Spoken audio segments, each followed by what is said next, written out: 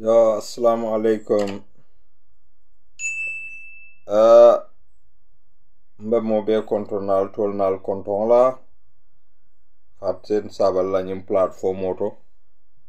Mba fulal be assalamu alaikum wa rahmatullahi wa barakatuh ta'ala. Yes, assalamu alaikum brother Habib Dabo, Moro Kamara, Zolin Manjang. Mbal be konton na ni molmil bebe jube rola. Ani milbina a jubela ani milbina lamoyla be mo be konton ne tola ani konton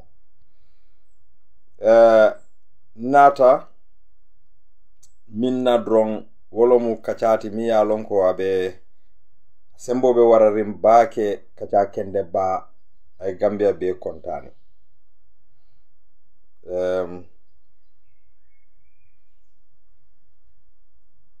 wala keta Honorable Badara Diouf, the current Vice President, I diamo minke bring aning cabinet mol bentala office.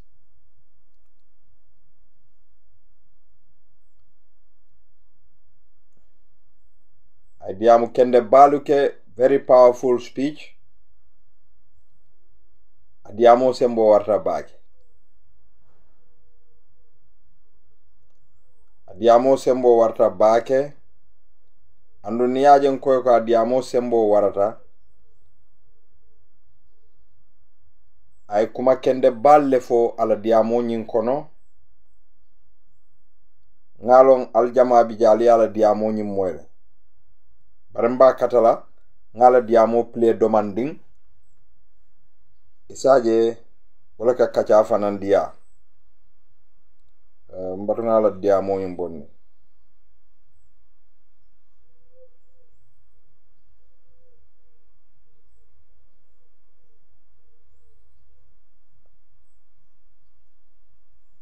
mbatuna la diamo nyin bondi okay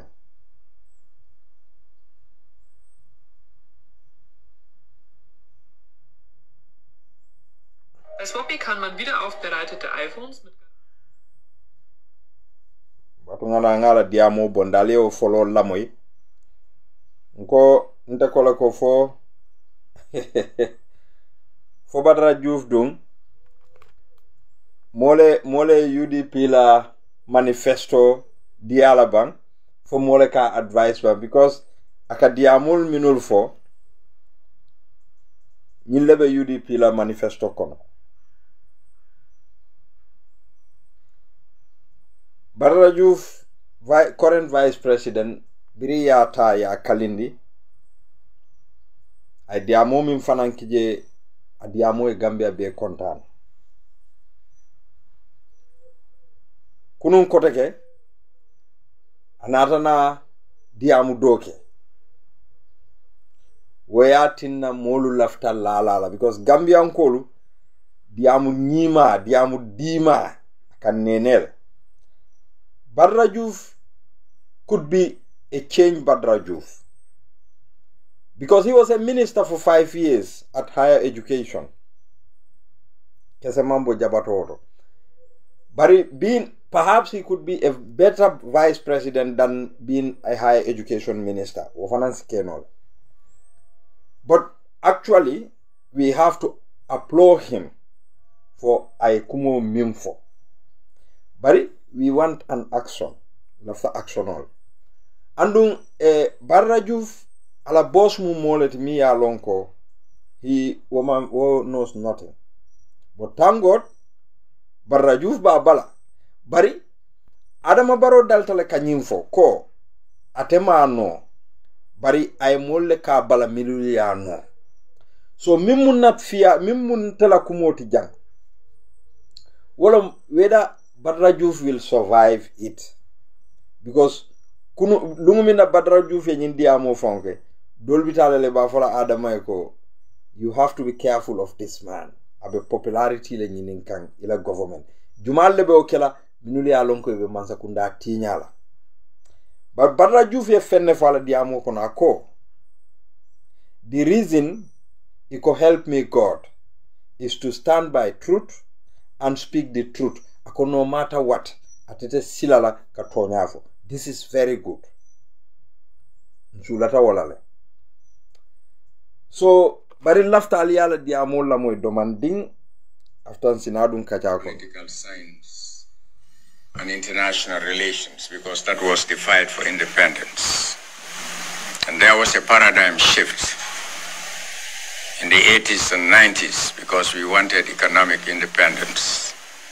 At the time we talked about structural adjustment, the program for sustainable development, the CCAL and others. Today, in the 20s, we are talking about the digital knowledge, e-health, e-education, e-agriculture, e-everything. So there's a knowledge shift, there's a skill shift. So we have to look at that. How do we retool, recalibrate, and re-engineer the civil service to be more responsive and receptive in that ministers to the realization and actualization of the goals of the NDP and our development imperatives? The Minister for the Civil Service has a big task, but we will be working together with the Secretary General, with the Personal Management Office and the PSC to make these things happen. It cannot be business as usual in the civil service. We go to security.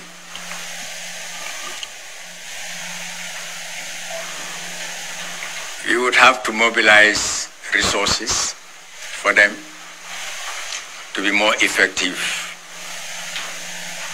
We don't have to take security for granted. In security, you never say it cannot happen or it will not happen. It happens when you least expect it to happen, because that's the time they strike. They catch you unawares. We will have to make the police, the drug squad, the military more effective, more efficient, but more importantly, more professional. That is important, so that you earn the respect of the people. It is unacceptable for an officer to see you on the road, stop you, and tell you, we don't have attire. It is unacceptable for an officer to tell you Silobula and say Dasa Modena. Those things are unacceptable for a uniformed person.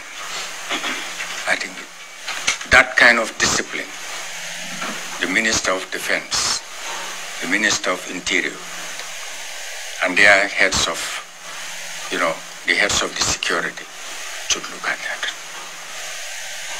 The SIS also should be more proactive.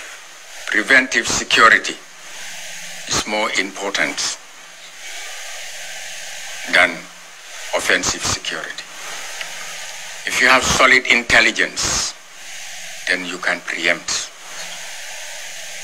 whatever the plan was. An effective,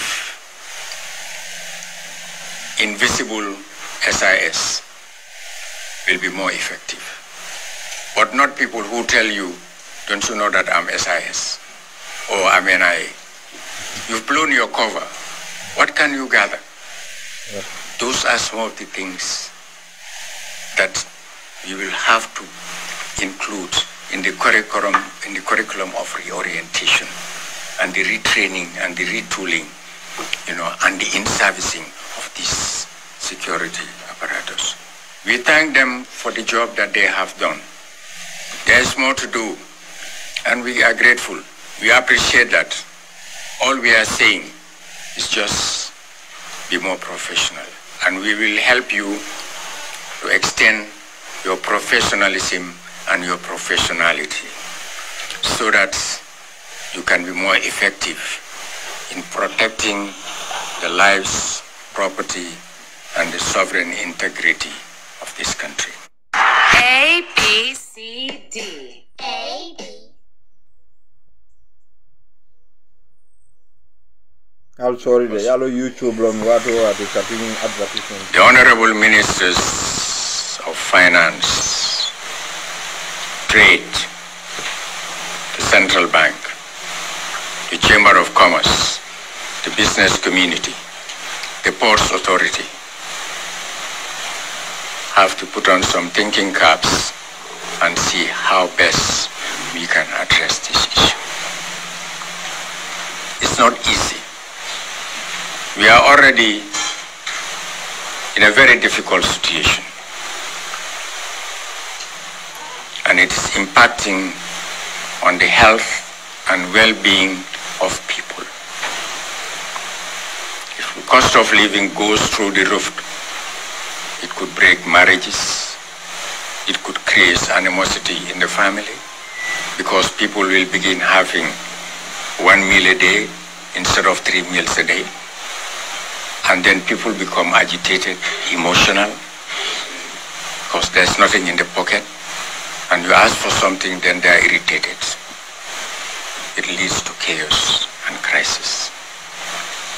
So, Mr. Minister, honorable ministers, let's look at this in extenso and apply strategic thinking to break up. And some of them are caused by the cartels. It's artificial. We have to be honest and be frank and be brave enough to take them on. I know that when it's business, it's profit-driven, but it should not be at the expense of the majority of the lives of the Gambian people. Empower some people. Give them all the initiatives. Open up rolling LCs so that essential commodities like rice. I don't know who is calling me. I'll hear that. Malun Jumal will call. Hello? Yeah, where is that?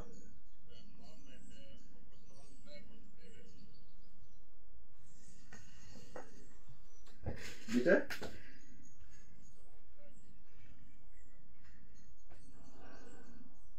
Yeah, okay, Yeah, I have it. I understand. Yeah. In a moment, please. Thank you. Yes. Shut Sugar, oil, flour, and others can be brought in and dampen the market, depress prices, bring them to the level of affordability so that Gambian people can survive. We've seen it happen, in some countries.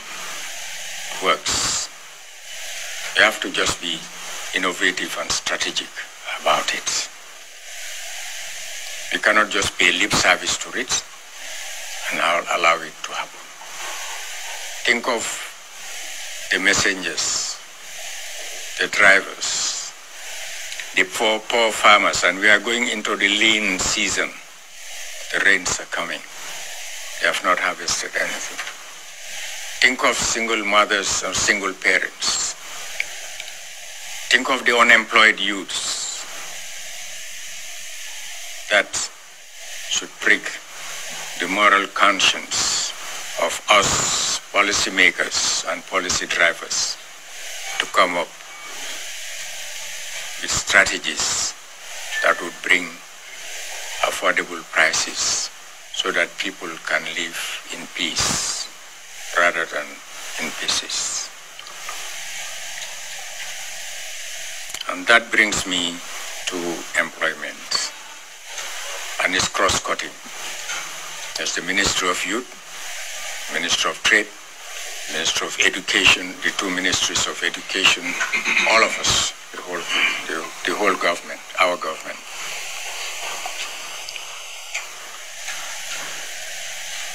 The Gambia has a very high rural-urban migration. It has a very high Gambia to Europe migration. The Europe of the 50s and the 60s and the 70s, or up to the 80s, is no longer the Europe of now. It was easy then, and you could make it. But today, you could mistake Europe, as the goal.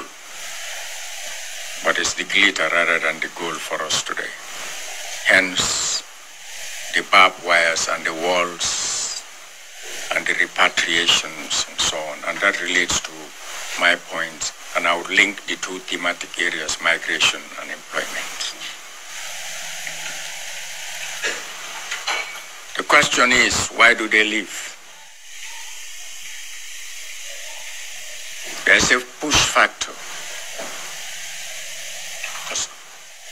They come to the urban area from the rural areas because of the Coca-Cola neon light attractions of the cities, the metropole. And they think it is all life. And you see them teeming around the Senegambia area, the red light district. That is not life. You should revisit our education policies, our employment policies, to make sure that they are gainfully employed, whether it is in tourism, whether it is in the fisheries industry, whether it is in professional vocations like teaching or the security forces or wherever. We should make it possible. All small enterprises, an entrepreneurial citizenry that is enterprising in mindset, enterprising in effort, enterprising in skills that minister to their level of employability, a gainful employment that would have a redounding effect positively on the families. The most important thing somebody has in life is his or her life. But if you act out your life in the desert sands of the Sahara, only perhaps not to reach the shores of the Mediterranean and die, or get enslaved and tortured in some Mediterranean country or countries, or drown in the treacherous waters of the Mediterranean. And even if you are lucky and you cross to Europe, you are told you are not wanted because you are put in some tent, some camp, you are barbed wired or walled out. You find yourself in the freezing cold, and you get up in the morning and you find your fireplace cold. That is a serious issue. We have to look at that and readdress that. It also has a negative impact on the country, because your tomorrow, that is the youth, the labor force, the effective and efficient and competent labor force is migrating. There's labor migration. So who stays back? The retired, the old, and the feeble. Those people cannot move this country tomorrow. So you've mortgaged your future. So we have to address those issues. Concrete action plans that we need to do to be able to make sure that at least, we can have them gainfully employed. They employ themselves, or they are employed by the public sector, or they are employed by the private sector. It can only happen if they have the relevant and requisite skills that those industries or the private sector needs or the public sector needs, or they themselves can use to be able to, carve out a living for themselves. Mr. Chairman, there is also the land issue. If you look at the size of this country, I don't think we are more than 11,000 square miles. We have that landmass. Part of it is occupied by water.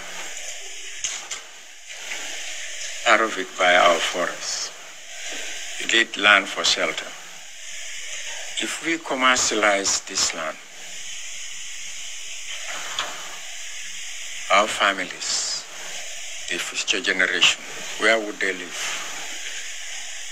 Especially when you give it to foreign private estate developers who make millions, repatriate the money, and then there's capital flight. And then we are denuded of land for our families. No, that is wrong. And I would encourage the minister to impose at least an embargo for the next 2 to 3 years on the foreign estate land development. Reassess the land policy, and see how we can give at least 90 to 95% of the land to Gambians for homes, for shelter. It's a human right, you know. But also we need land banking for tourism. We need land banking for agriculture. We need land banking for fish farming. We need those things. We are not like a big country like some of our neighbors. So this land, which is finite, we must manage judiciously. The other aspect of the land that we need to look at, Honorable Minister, is protect the minority who historically had access to a particular land. It is the duty of government to protect minority rights. We should protect them to avoid some crisis and instability. Some of them are raw facts, and there are no lavender words for the truth. Oscar Wilde says, it is a moral obligation to say the truth. And when you say it, it becomes a pleasure. I derive pleasure in telling people the truth, no matter what. That's why we said, so help me God.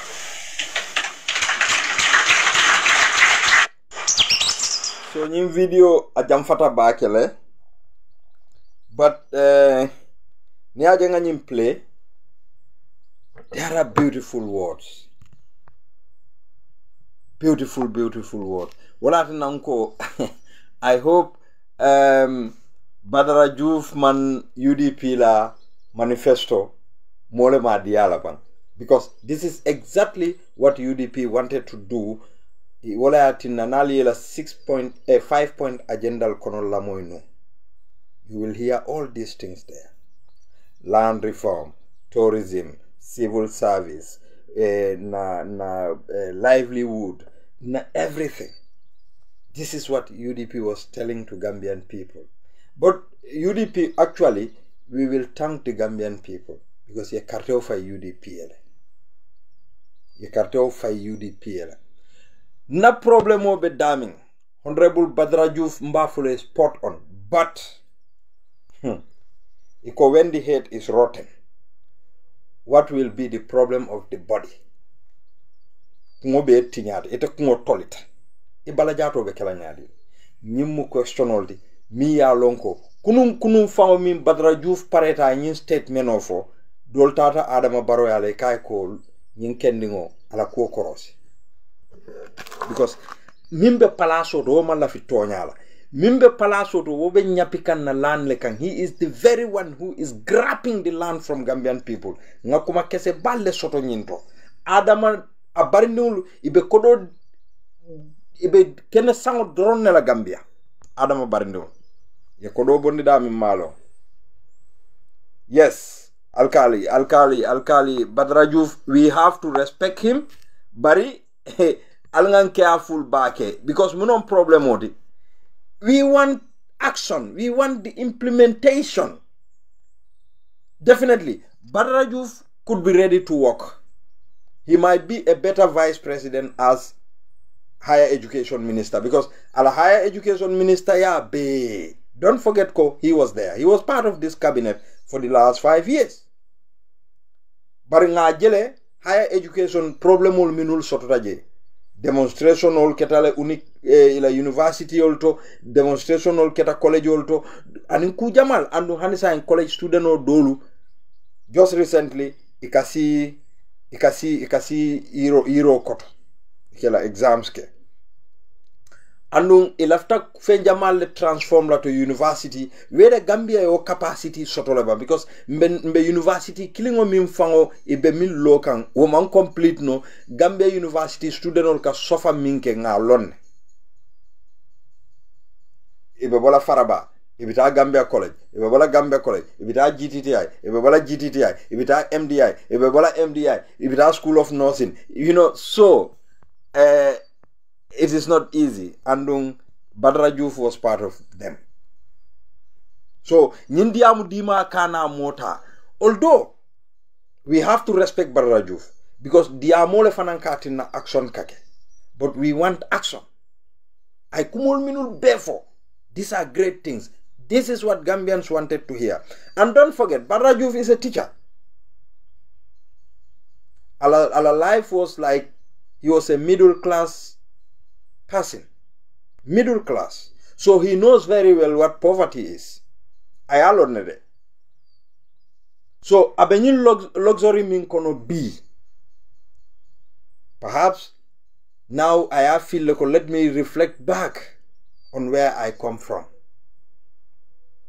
Wo ministal mil bebe buluko solaje minul la telefonol ka kuma je wo ministal de ani wo mol mil bebe je minul la telefono ka kuma imam banko respect imam Badara Diouf respect imela doku respect. These are very foolish and nonsense people. Such high caliber in our country ayal kumandi al nabitala meeting sotola ala la telefonol ke silence al kana mol yab ni minister nonsense solbe siri nyindula Badara Diouf coming for they don't want to hear that andu nyanta wala kala bari Badara Diouf ay all sector lema bring agriculture and everything, just a man damning address ka for directly wala nyim fertilizer issue ay na livelihood fole ay afole ko batamimbe laring Gambia no luka ko in fact ninyin kole ya kabe tentena be futu bangol le sambalana wala ako ni kole ya dunda anu tonyalo ngoti because ni dimba ya tiyo dolbeje ni la musol ye problem o sotole because of baluo Kenya bari lafta Badara Diouf me understand. If Adama Barrow is not willing to do Ateka Minulfo, what will be his option now? Because ninga nyimfo iba fulal ko UDP nkolom. Ngajele Madi Jobate asafe ako nyim Vice President Sabol Milbe Tambita. Badara Diouf ya itan leko he is the best. Bari Madi Jobate wala ko al nga otuje. Mina mwela la bina mimfola Badara Diouf fanama. Yalong Madi Jobate ntanaka agree lenka disagree bari Madi almanyan na selfish la albeya lonne ko Honorable Ousainou Darboe keta Vice President tile nte Musa Kumo biri yake Vice President ninna executive o modol diamutale nkoy ko ba Ousainou la Vice President ya ilafta adubennale andu mo jama yo fonye mo jama agree tan naw kuma kaw nko an efficient person mi ya lonka benna foreign affairs abala service kekan Gambia e fo Madi Jobate nyina tawala leba Madi Jobate alon ko political maneuver baroy woleke ay Ousainou Darboe sambana Vice President yalo anything Ousainou Darboe wanted to do iko hala ftakela president alafta la palace hotel and Ousainou Darboe kala advices and everything anyanta min fola baroy akakele honestly bari maje bi ko be comparison lela So, okay, make a comparison also on foreign affairs. We need to be fair to this man. Fonga fair to Ousainou Darboe. Debaten tula bake mbajaila. For his service, I minke bankoye. Bari, Badara Diouf la nyin statement o min ayefo. Very powerful speech. Aliya moy la min for about land. Musa Dramé malom fabe nyindulale. Amad Ba malom fabe sirin nyindulale. Badara Diouf wo mo fulol Amad Ba Musa Dramé Adama Barrow dukare nyinin kabang physical planning kumandi bangye kumolu foye wo wato lo ibalu nako ini minister minube the same cabinet wolle fam benna banko wafukan luntangoluma. Yes, TDA area mobe ya lonneko TDA area imanya na kawafu molia ika allocate yale for 99 for ika years le for then ika anyori for 99 years. Normally wolo mala luat because munatina imam pare ka jewafu ilafta like to in the control of government. Barbi wo TDA area mojele keno sanje ya lis mil fama ya lon ko manke luntaw luntaw le mud manke gambianol. Badara Diouf nyanta mako la minto ikanna national passport di businessman jelle la minulu ya lonko e manke Gambia dingolti. Ngamra recently ngaje janne jojo mi ya lonko ye Gambian nationality chika jang ya dial. Andu wo jama lebe Gambia minulu ya lonko e benna Gambian nationality chika kan ka di wolula. Wala ko VP Diouf, wallahi, momentary doyala jang. What you said, wallahi, niyatra ko Gambia keta wanyama. You will get the support of all the opposition people. Because munamu, opposition will be la fringinela, especially UDP. Amanke ko kafu ko lafta tarla palaso tole hani. I lafta bankola nyato talela. Nyantanga wo understand. Andu eka banko te kela no one party system. So, Mr. Badara Diouf, Honorable Badara Diouf, His Excellency Badara Diouf, definitely, ila wodo, ila diamo, ay Gambia bele kontan. But we want action. Akana ke kumaba for the matide. So, if Adama is not ready to listen to you, eka kumolu minulfo. Andu ngalonko, niye nyinke already pareta, you might go to your boss in a brief. Andu inyanta Adama advice lale ay duplication suminka ala mansa kundala. Minister of Civil Service, Secretary General, your Chief of Staff sort. This is not good for our economy. We would have saved money. But I'm okay. Ye Secretary General soro, ye Minister of Civil Service soro, ye nyimfana ye Chief of Staff soro. Niatra ko Adama Barrow pareta. Muneatina there are certain ministries as a whole lano nyoka na I minister position olu kuntu. But the size of the government is being enlarged. So you are part of that. Ibe Adama advice la wala munela. And wo ministry kutol, they don't even have a budget yet. Wolman budget of fangoso to follow.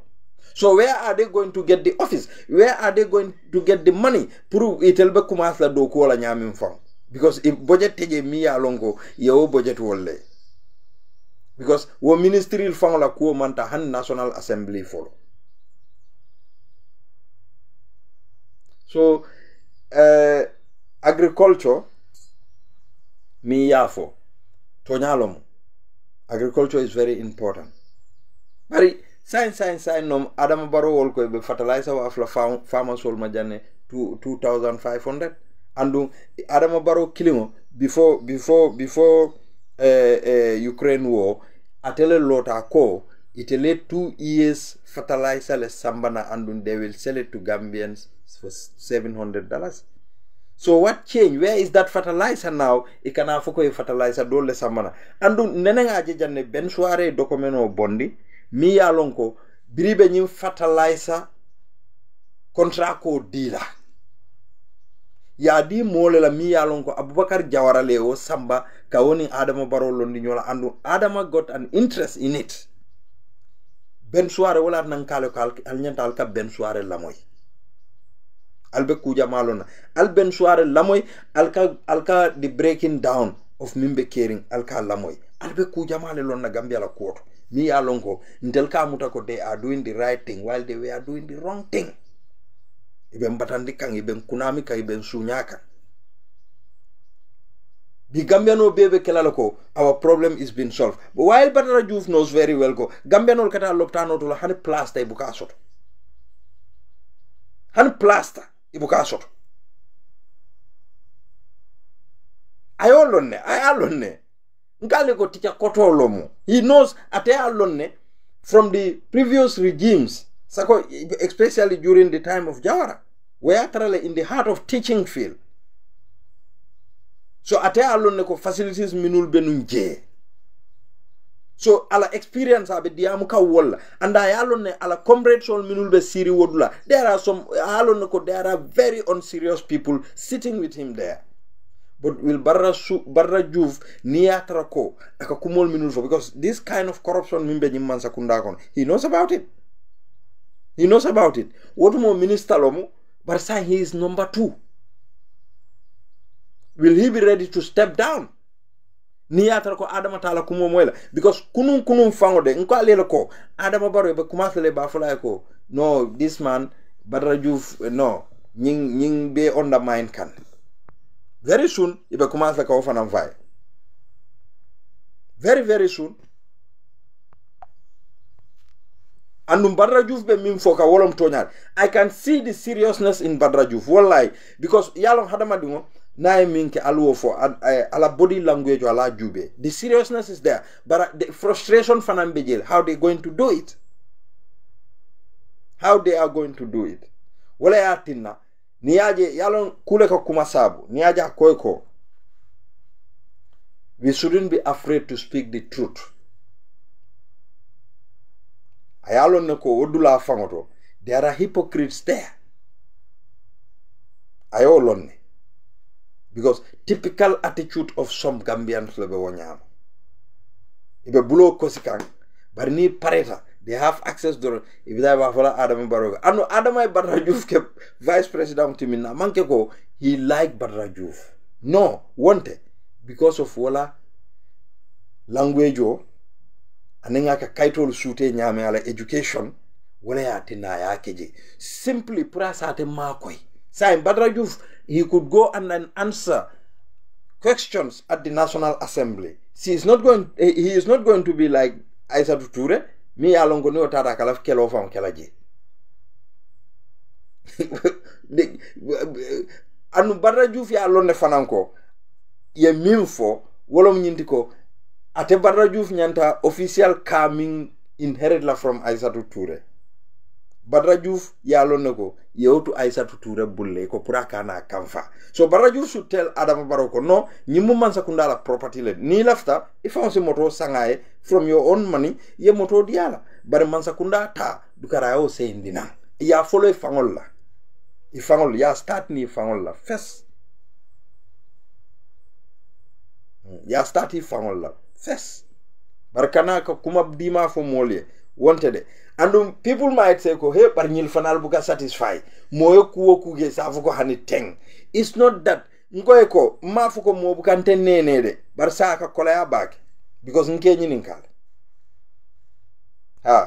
nke nyinin kale nke nyinin kale de so nenero kay mo bele ka mo nene yes Sadio inum barawai ijita guys amin do binata la selalawo nenero mo bele ka mo nene bari sain ndefana nga katale burfudun golle duata nyeba malo pour at least ni mo pour kan nene aka kolaya kuma dima bu kante samba sainde kuma dima ko itade ye liyo lay nengo kay nata ni ya fo mbe nyini kalal sa alba keno la nyaadile will you be ready na manke itabe muna kala so wala yatina nka honorable Barra Joof nyini nka jel because Adama Barrow is very corrupt.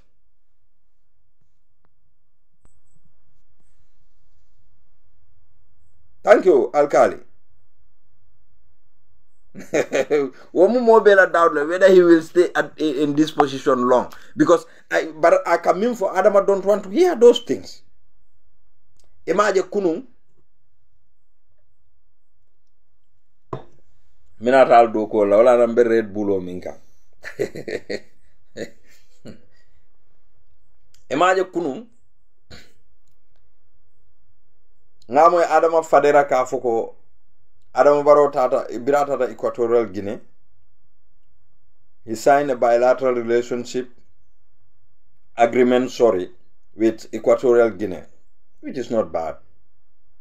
There are not only the president, the dictator president there, but there are people, human beings, and actually Equatorial Guinea through holding Gambia a bilateral relationship it's not bad. We have our former dictator there. Miya Lonko, there is no treaty between Gambia and Equatorial Guinea tema. How can we get Yahya Jammeh? No, it's not possible. Number 2, are they going to write something called Niatra Co? There will be an agreement between them. If somebody committed a crime in Equatorial Guinea and ran to Gambia, can Gambia send this person back to Equatorial Guinea to face trial? Pruka extradite. For Gambia say okay back.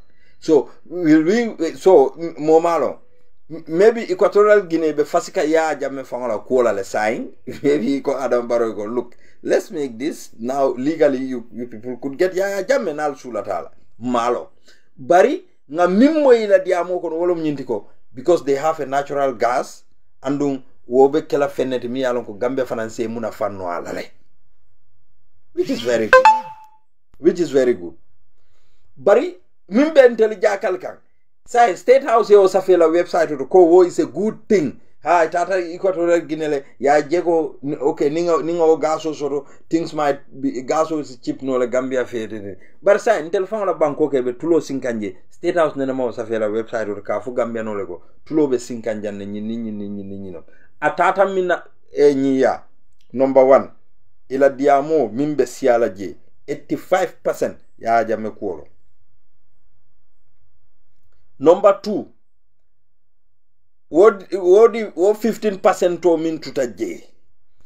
Ayani ninkale ko ila natural ila mineral resources nying.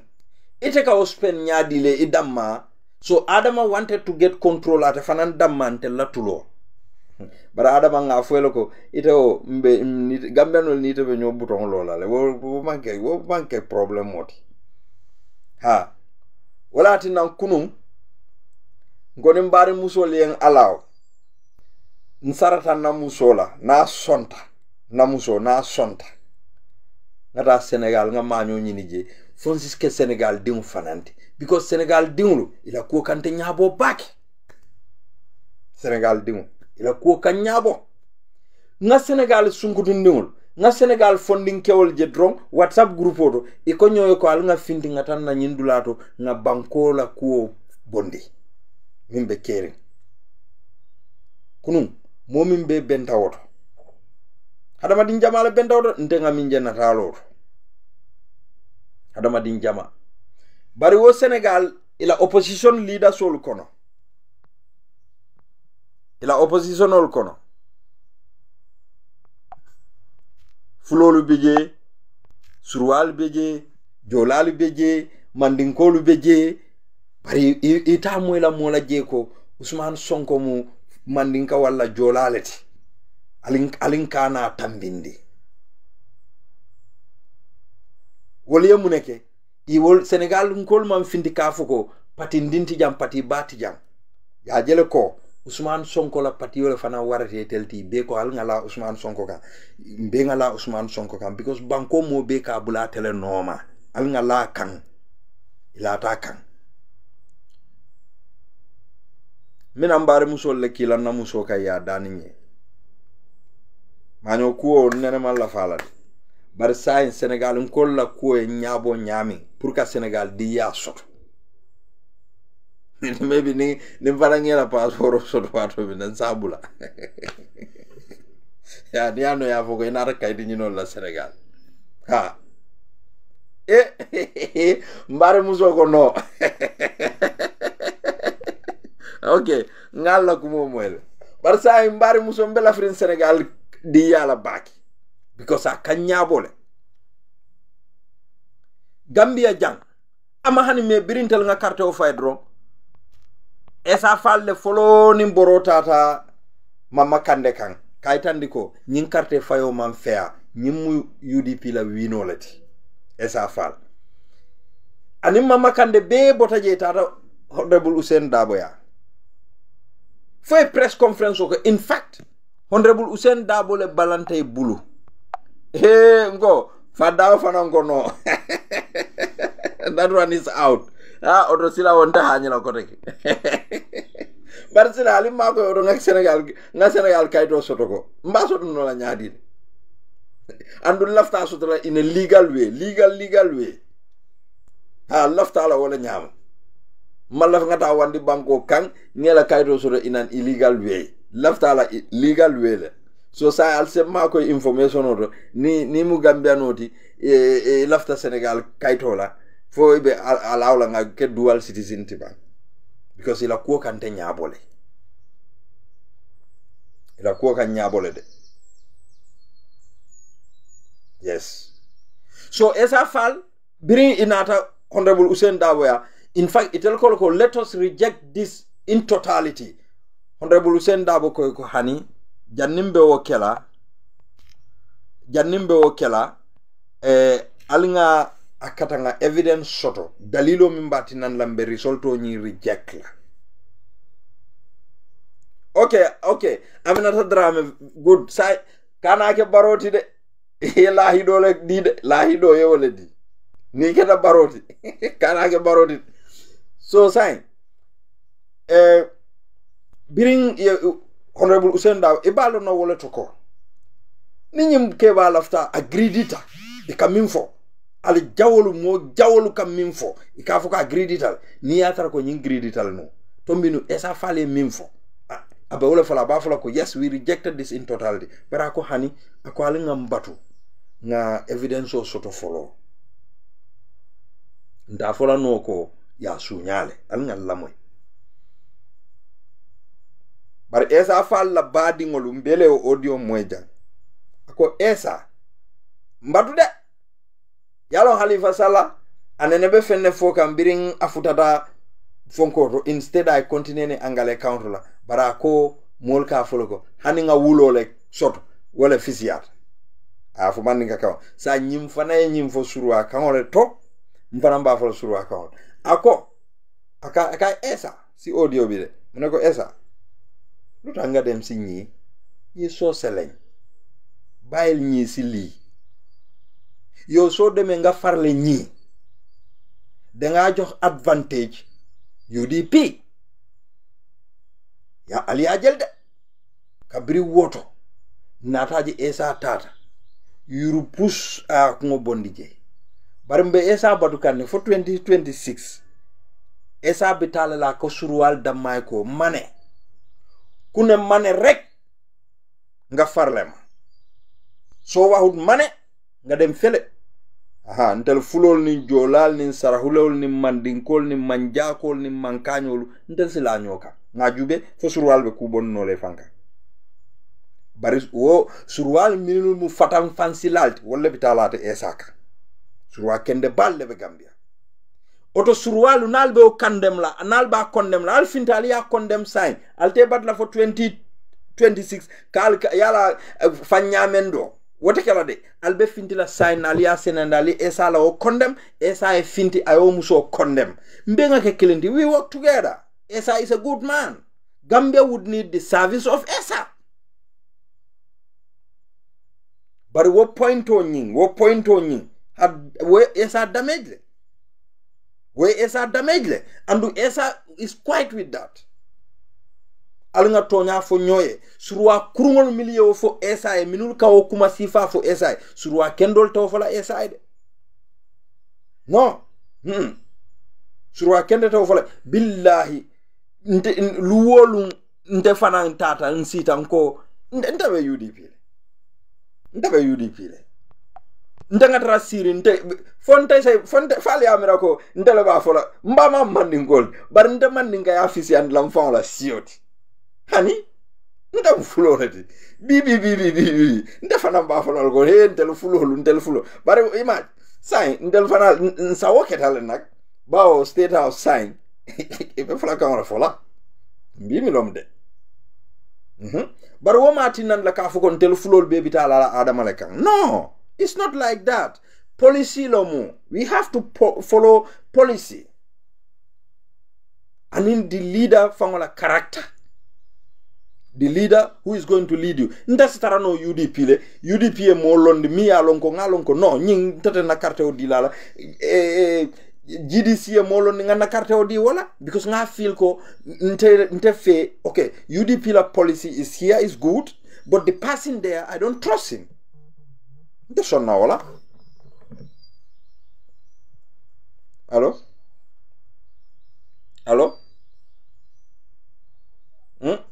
Hadim ngeke line on recording.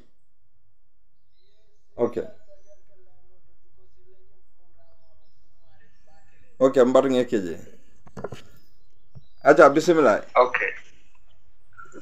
Yo fan lafta ka contribute comme i kam for me comme président la tadje Équatorial Guinée. Ha. Kuno ndamo le ba fo kam fadere. Ha. Ismatal nak ila miro ñing mbe karange de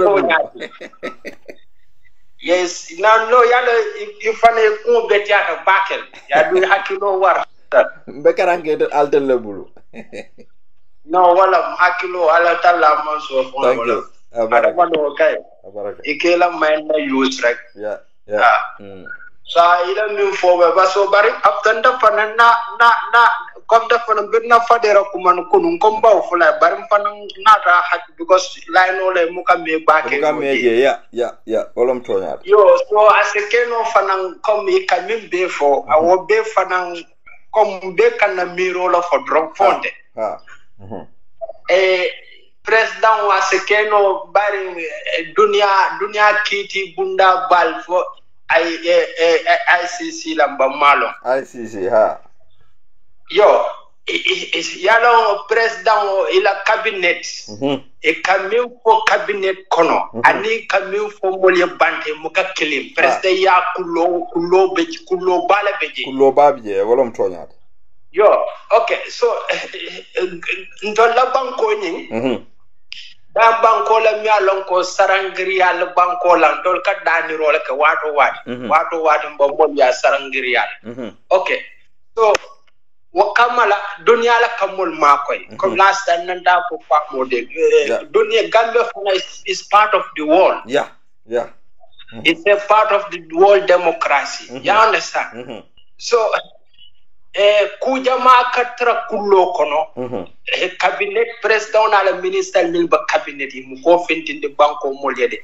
comme nin dunia la isu tema comme nin dunia la relationship te aussi material ni so ku defane ku do miraje bari hadamado momoro na la miro fadera sa ko nyaadi momoro na la miro okay wolom to nyaadi so de nim miraje wala nyinti ko ase keno fana itolye mienfo comme itaraje natural resource gas comme suma kujama tende patati patata okay banda fane ya mirako ase keno dunia fane president kumando ya sabe comme inyanta tala Équatorial Guinée ni le president kaja ya jambe mba kitinde because dunia fane be surari jambe la pour ka kitinde because dictator tambe da dunia jang dunia ke kitinde So no fanam be miraje la bar yala no keta pro president na la cabinet mol yo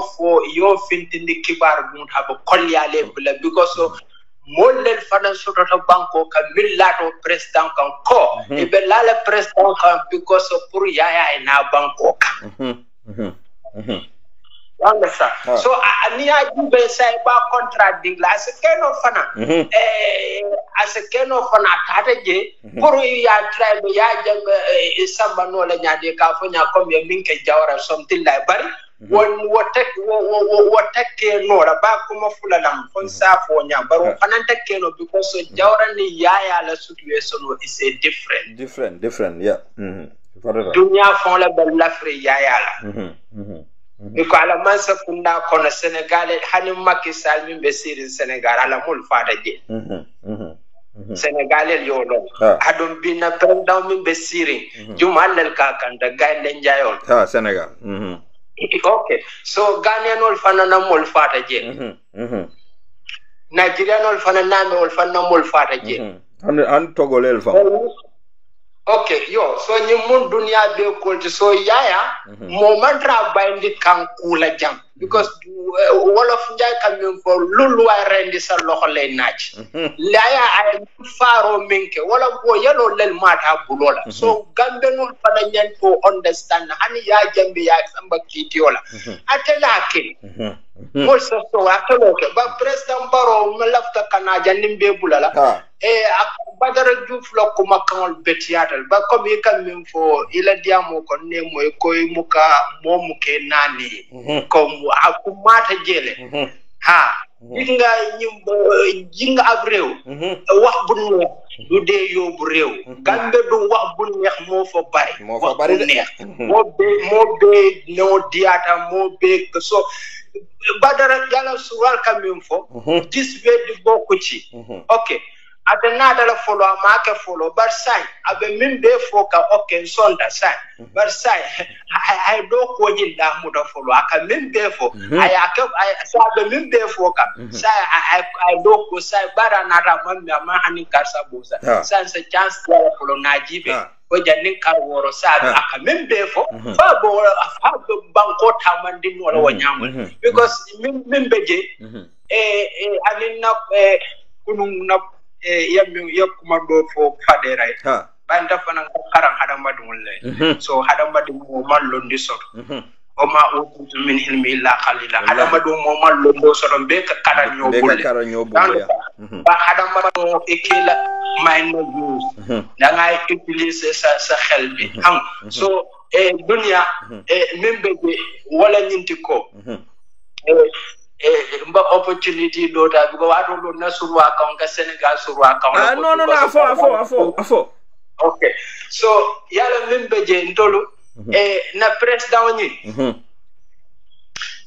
president ni ate mu molti mi alon ko yalo Musa ya fo la diamo kono Musa Drame ay gambela lanti sube dundi nyoto exactly anen jumala dundi nyot president Barrow abanta yo nke last time na ko president la do sanji lulo ni abe ka funyo ka mas amal dala so million tansa bosi amonyaka alo president lo ra ka fu mole ko million woro wala le bembul na bagasul damma million tadu so corruption ni ba corruption o nyinna ko mi ka fu nyame tuso corruption the hate corruption wala mu Baro fond baro ni mo kendo fodi alanata limania dunda sonno mo kono aya fadindi maybe o be ka kenon ala ka o be kenon bari baro be nyame na maji ko falling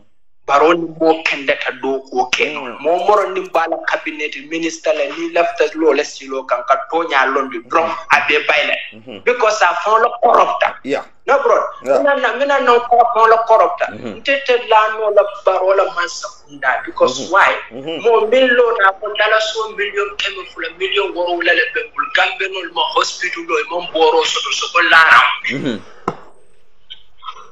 so we bala paso to mun tole ado Musa Drame na hanin be kamo pamur le jande Musa Drame Gambela klano be ani jumala betinya ani jumala ka be baro ani baro ko ba fo hanin bi balele ni programme hani baro bari ndol fam wol mundo handa so ko malo nyaade wol be keno le san blado tari so Musa Drame ni laftela ni kenobe mo ni kenebe mo mbulro ni e contact ye mo soda ye contact dron e ba sanebul e kodo e ka kodo boni yo you see so Musa Drame kombo kolo keno be to ani baro sa akanake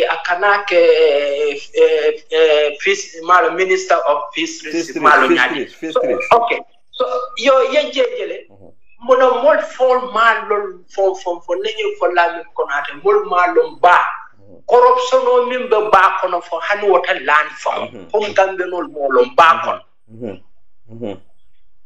because ba mu penneti ba mu nemo bayti bade nema inta dun nolo kire nyaw nyin kam muta nyamen inta dun nolo programme ban nanta audio de danu ne nakinu lamen konata bare nin afta nim pareta ba audio nyin kile ne ya nyaw kam muta ba ko ne nyani corruption min ka tamo ba ko because nda fanya experience la be diamu ka radio to dunya la bella moy kam ni tuba wala sita ya be fonna ka nyame so na audio de dala no naki modo min kada ke ba dola Gambia te na mo kenda bala no babbe mbul na ka polla bala UDP ko min kada Khalil Sediliti no na ka nyomo so mostly wato don ka audio de dai na fam special na ki akati la forum mo kona ka min fon okay so ni baro Musa Drame bondi wo minister of land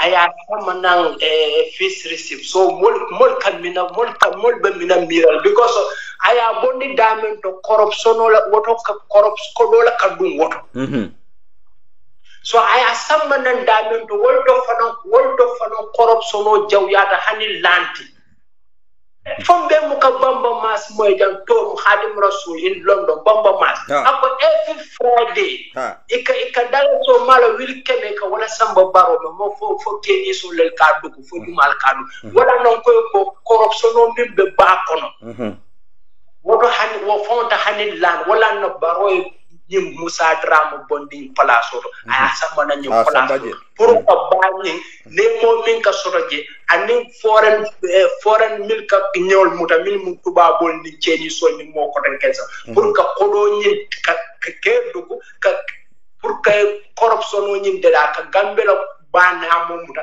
won keto joko di ba kadan ka gambela badila ika ka kodo ñi e mo kunkili napa bañi min bebeje bañi corruption min beje ta dunnolo ko banna audio de dale espèce mbakile yalla ma ni yalla moy e fon ballo non ko men fo to nyala bar gambe no ko kiri nam be bulal because fele lafta kamila mol nyanta tral na lo to nyaka yaje nyim banko mol kafo ko do tan gambe ko do tan ko do ba gambe la because you know lack of man nyaton ko kendol del so so mol fana mallano alale man la kilala so because be niaje komin be ba Gambia atanka mislima banko gamfan kuma ni mislimo la broda Musa billahi wallahi taala komin ba Gambia manya nakela yalo walon kunu nafo faden kako Islamic Council Rawdatul Majlis Christian Father Soul Hamadiyal Imamul Hamadiyal be nyanta talale momoro ni sa conference hani mantano iman delegation woni ni Kara State House be nyanta conference kala kadiam bankola namo mi altalla ma suwadinna president be sirin hanim bi sa kanat san diola bandi am kafo banko don yalo nyumu nyumu ibe on fara lolti because mo muronding nyumu dun dina dum kewti al kiyama lolong al talla be manso nyinin kala nyim bela na molul yalon wala mun na dum dina dum kewti anun tol fon pupin tol mil fon no e findi personal civil part e tol mil fon kontinu ngalon ko mal londi sot mo muke danko ala bam be nyinin kala comme yembi na contribute la banko kambiri ba bandu wala janni ka fa janni kana la akhirata so nanyin bunni nanyin fonkol ñin be muy be kam farlo ti ka wuli ka ban president ñin ka because tulolam ñi mu banko be la nafalti a faramo le kam because momoro ni make ni de faade mu al mamoti mu al kaloti ni faato ko ne mu ustaso de ba sa talla be ñin kala malo fo gambe non fo fo fananke na donnal fo na mo le ñin blatu bondi ñodol fo ma bondi ñodol ya belo ha yo abaraka baka lafta ka wala contribute baraka hadim ila contribution o betata bage on contanta bage thank you very much thank you wolom hadim rasulti albe alonne ala kuma kawol kabete ya bake anda ay kuma kendel fojang ay kuma kende bal fojang ay kumol fojang 40 jele so mbe tentula bake mbe jayla okay sain alimbe ngake korosir lalti ngake lamoir lalti His Excellency Honorable Badara Diouf nsa tentu ala kuma kendo kan but he has a big task to do now doku babul lede doku bale babul because ay kuma kende bal lef bar corruption be Gambia bakel de VP Badara Diouf health agriculture foreign affairs local government fisheries trade adu niaje nga trade fango fo jang pour Badara Diouf se nying fana understand ko because malam fa kalam dal ko iko 50 kilo bag of rice a kalam dal because aka every newspaper soto every newspaper nying heads of the fonkol department every newspaper department or fonkela newspaper sange wolka newspaper company jole monthly ibeka sotole sako vice president ibele kanyi fonko sot so aje jele ko 50 kilo bag of rice bawo standard newspaper la safe ko ika sunyale ka 5 kilo bondije so ika 45 le dimola in the price of 50 so awo belon bari jumal le ka anda ya fole ay na poro fana na kumo fole komi minulka importation oni exportation oloke ay ol bela kumol fole bari there is a man mi ya lonko wala ka Adama Barrow so motolla aka so kodola kalilu wage min manke gambiante andu woka aka mano sambana gambia aka fenjamal le nat nan gambia so wala nan ko Honorable Badara Diouf has a big job to do because nyantale nga encourage nga support because abe lorin to abe tonyale foka bar fabina lola o tonya kan sa ngino mumbera kontan andu Adama Barrow atakake ma tayleti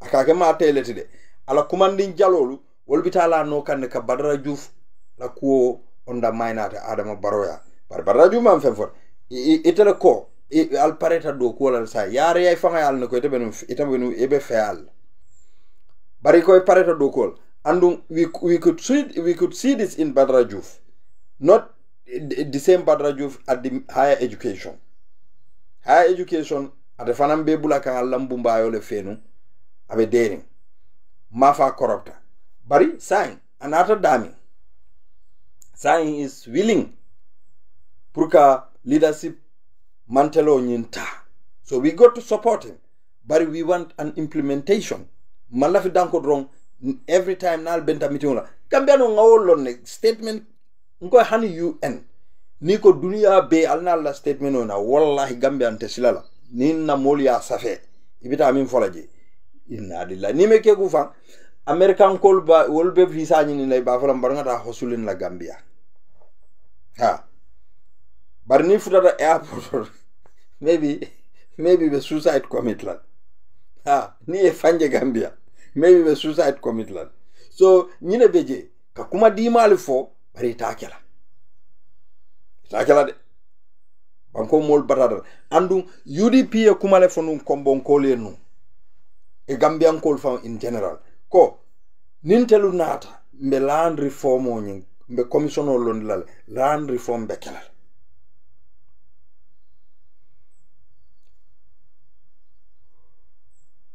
UDP o folenu so wala nan ko fo UDP mole na manifesto di Badara Diouf la ba but well ni haniyata ko mole na manifesto di it the person did a good thing because this is what we want for Gambia. UDP would not be selfish. Anum Badara Diouf wallahi kana Adama Danku your doors are open. Don't close your doors for the opposition. All the opposition political parties kanela bunda soronga. And we want to see whether you, Badara Diouf, you will have this courage to even invite the opposition leaders in your office to have a discussion with them about the country. And this will take the country way forward. Because munon problem or ni opposition or manke banko jawoti. For doide. But it's a final invite. Banko jaw lol.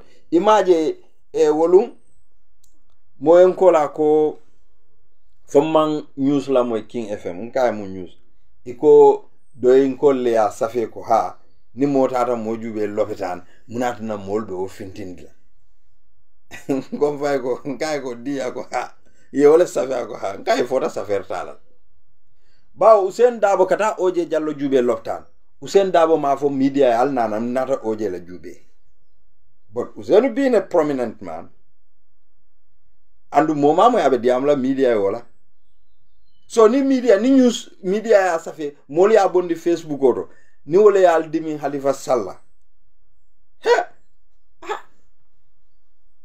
buduode yalo ye murbal sanjanne iko pour coalition 2016 na security murba e Halifa Sallah sai murba be marché oto ko ta sang ni be fam kala nyam ye fam ko nyam bari Usain Dabo ma fo moy ko nayin interview molle ajeje ya safe ko atata oje jube andu Usain Dabo ma monatal abitala ni journalist manta atata je hadama yale kan islamo kan oje mala classmate ledi oje mala friend ledi oje ma badi ngolati atata jube wala kam amanta jube alnali enke newspaper to immo woma nyanna ku yala le falka o safe Adama Barrow tata oje jube janna alma o safe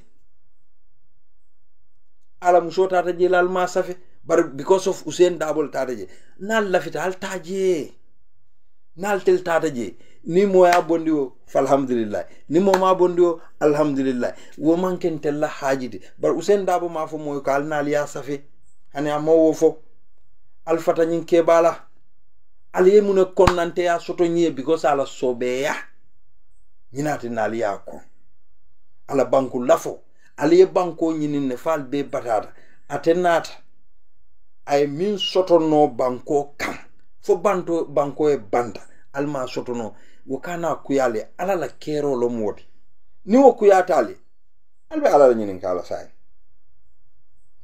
albe ala la nyinin kala de not him not anybody ni yatara fanko ngalon ko Halifa Sallah o safe bari ni ila editolu alla newspaper lo mu foroya so ni wole o kusi fa safe janta folele ko is this even important jumale news di tella so foy malonko molle Usain Dabo jeje hanin jumala alon fo nosle bije walla min fawbe sirinje walla modole natalo ta ka janjani indi social media kay tandi ko ba Usain tata oje jubele munobe o kuyandi lali alnga bankola problemo discourse ale nyine ke jam al ku alkafa hanin nin diamta abe UDP le makola fo sign bire Adamo ka bal kila rita menola awlo fontel fanali nyim kunna al dimi al meji la ko sidia be boyla sidia la boyo wayal finish le so nyin kamfa ani wo diminna alinga oppositionolu nga banko milube mararen na banko la ranke so la nga wolle kiskisi bar opposition ite ko be oppositionolu kiskis la ye banko mimbe mararo le yo tuje rete man la fi banko la nyaatu tala alinga sabari wolmanke kumati so saying Honorable Badara Diouf, take this opportunity, talk to your president, because ita hanyila kaga afo adama ya faiko. I want to have a discussion with the oppositions. What is going to be the way forward for our country? Invite the oppositions at State House, at the VP's office, in oppositional diamu. They have good plans. Imagine Aliente la manifesto sunya. Malu jumala di Badara Diouf la. Kadu it's a carbon copy ya be mimbe fokan. This is what UDP were saying. In fact, there are certain things ama wolfo and wolbe UDP la manifesto nyinkon. Wallahi mimbe banko nafala UDP be wole keka. UDP be wole keka. So oppositional kumandi ini a discourse. Ni koy be bulala Adama fe ite you are a technocrat. Ite la nyanta diamla Adama because he doesn't know ama long. Waya mutala ko ka red capital fenay police olena sojaro lena ye national anthem la ayabulo la konoto ni be garo fono famo kela ate nyanta mala nyame bar